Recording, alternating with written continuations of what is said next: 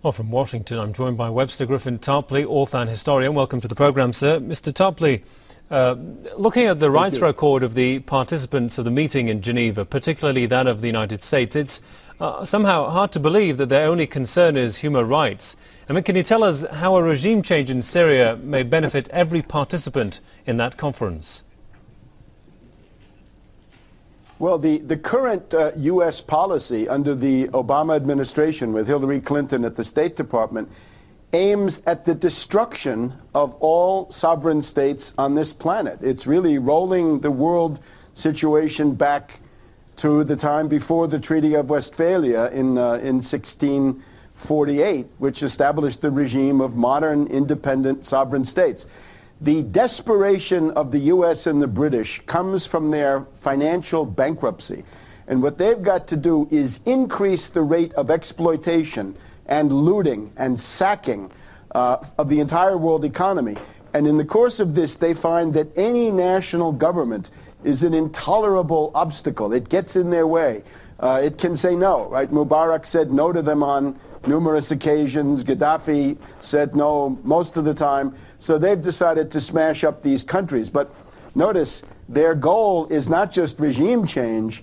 It's now micro-states, mini-states, to use the terms of Zbigniew Brzezinski, partition, the favorite term of George Soros, Balkanization, failed states, rump states, warlords, warlords of the type that we see, for example, in Libya. So this is the goal, to have a situation where the International Monetary Fund and NATO rule the world from above, but then on the ground you've got a kind of crazy quilt of petty, squabbling, impotent little entities that could never resist ExxonMobil or JP Morgan Chase or Halliburton or anything of the kind. Something, again, like Libya today. So that's where they're headed with this. It would be then to break up Syria, to detach the Kurdish part, to detach parts that would be claimed by Turkey, to perhaps start the Lebanese civil war again. Perhaps there would be a continuous civil war in Syria. Perhaps Israel would start helping itself to various tracts of territory, and so on down the line. So that's where it's going. It's very sinister.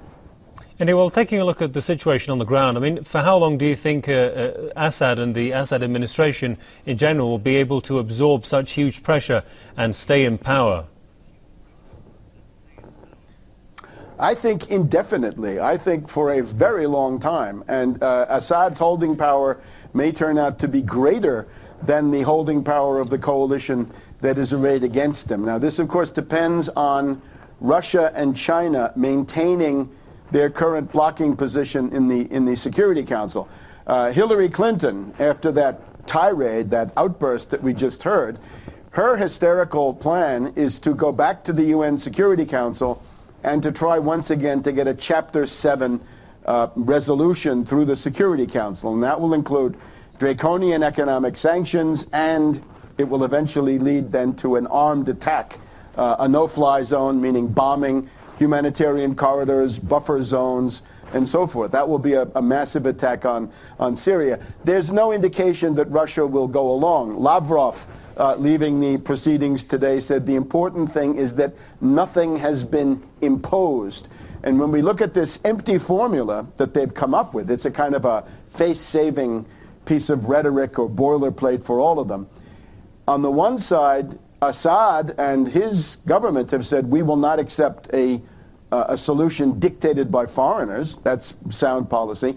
And then we have the Syrian National Council, always helpful in this way. They say they will never negotiate with Assad because Assad has blood on his hands. We're finding out right now, thanks to the Frankfurter Allgemeine Zeitung of Germany, big conservative paper in Frankfurt, that it was the Free Syrian Army that carried out the Hula massacre. Not Assad, not the Syrian army, but rather these bloody NATO death squads that have been brought in, which Hillary Clinton is supporting, and Haig and Fabius and the rest of these people. And indeed, Kofi Annan, the hypocrite, is nothing but a front man for essentially these death squads. Indeed.